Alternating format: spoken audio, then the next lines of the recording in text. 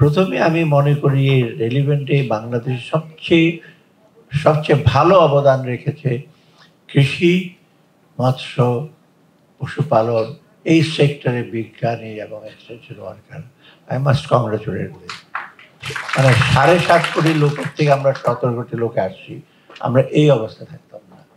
এই জন্য আমি সবসময়, আমি তো বাড়ি বিড়ি গভর্নিং বোর্ডের মেম্বার ছিলাম, আমি দেখি কীরকম নিরলস পরিশ্রম করে তারা কাজ করে, এবং এটার জন্য সাথে সাথে যারা বিজনেস সেক্টর তারা কিন্তু সামনে এগিয়ে আসছে। ধরুন আপনার প্রোডাকশনের জন্য, বীজ উৎপাদনের জন্য, তারপর ক্যাটল লাইভ স্টক মার্কেটের জন্য, ফিশ মার্কেটের জন্য অনেকটা, আমি বলবো যে ওপেন ফিশারির চেয়ে অনেক সময় আপনার কমার্শিয়াল ফিশারি, এটা that is very also important.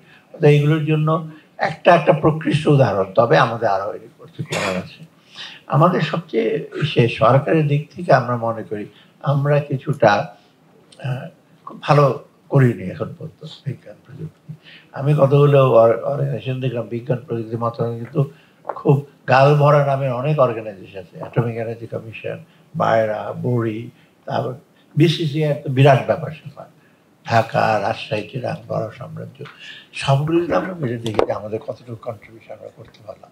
সীমাবদ্ধতা আছে, কিন্তু এই সীমাবদ্ধতার মধ্যে কিন্তু আমরা আরেকটু ভালো করতে পারতাম। এটাই সবচেয়ে সে হলো দুর্বলতা হলো the harmony or symbiosis between different groups।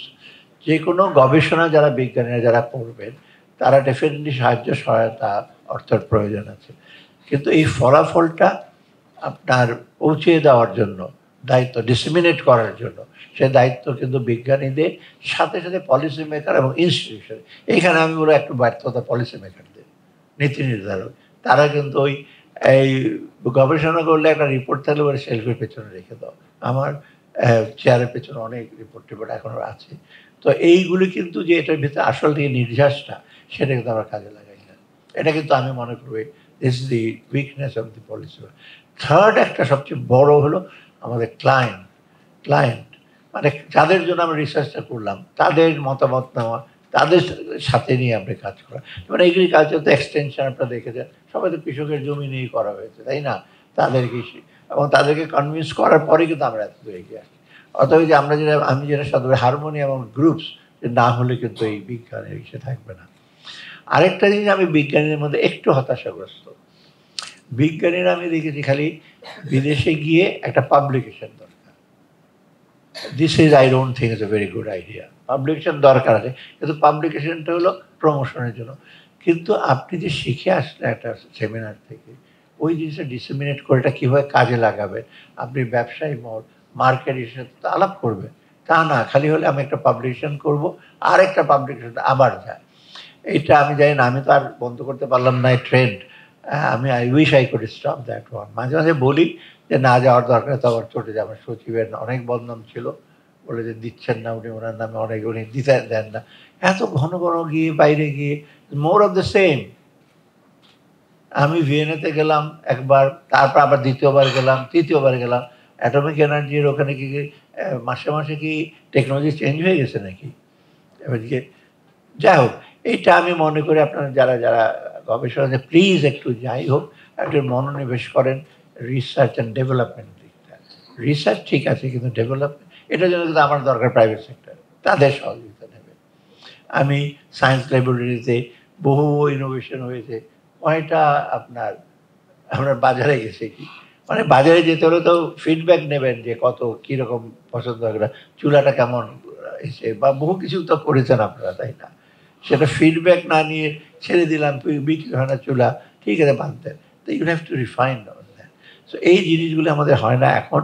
আমি মনে করি আপনার যারা আছেন, যেমন আপনার বায়োমেডিক্যাল সায়েন্স তো research is one of the best research biomedical science, এবং ইনফ্যাক্ট টেকনিক স্ট্যাটিস্টিক্যাল টুল কিন্তু বায়োমেডিক্যালে সবচেয়ে ভালো। আমি 78-এ যখন আমি পিএইচডি শেষ করি, I use statistical package from biomedical school.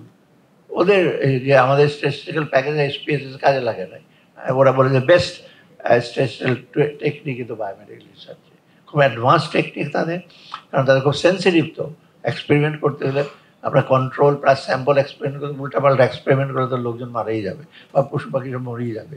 অথবা দিস ইজ ভেরি ইম্পর্টেন্ট। এই জিনিসগুলো কিন্তু আমাদের দেশে যে জানে না সায়েন্টিস্টরা, তা না।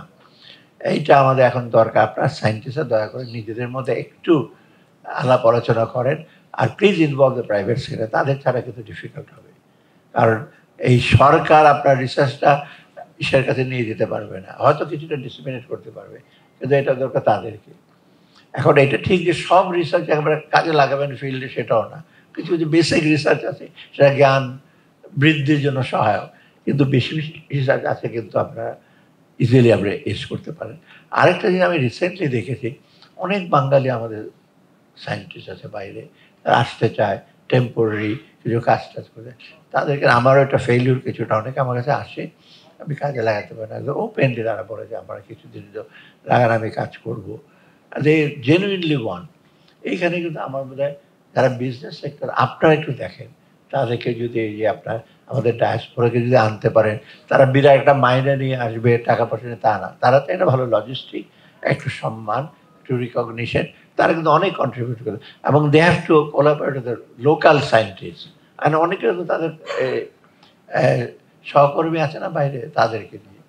অথবা এই জিনিসটা যদি আপনারা করতে পারেন, তো ডেফিনেটলি আমাদের জন্য ভালো হবে। কারণ এখন সময় কিন্তু আমরা সেই ইনভেস্টমেন্ট করবো, এফডি আনবো, $1 মিলিয়ন আনবো, তার চেয়ে বেশি হলো we bring knowledge, we bring technique, and we bring, that is most important. মানে ওটার রিটার্ন কিন্তু যে কোরিয়ার এক্সাম্পল দিলেন আপনারা, কোরিয়া 64-এ তো বাংলাদেশে খারাপই ছিল, তাই না? 60-70-তে। আবার কোথায় ভিয়েতনামে আপনি কী অবস্থা? ভিয়েতনামে যারা গেছেন, আমি তো 5 বার গেছি ভিয়েতনাম, ওখানে কীভাবে সে নেয় আর্লি 80 থেকে নর্থ দেশে অনেক কিছু ইনভেস্টমেন্টে ভাসিয়ে ফেলছে। তাদের রেগুলেটরি রিজিম, পলিসি সাপোর্ট এবং সেগুলো অনেক সেই জন্য তো ওরা এগিয়ে আসছে। চায়নার কথা তো বাদই দিলাম, এই চায়না যেটা বললেন না,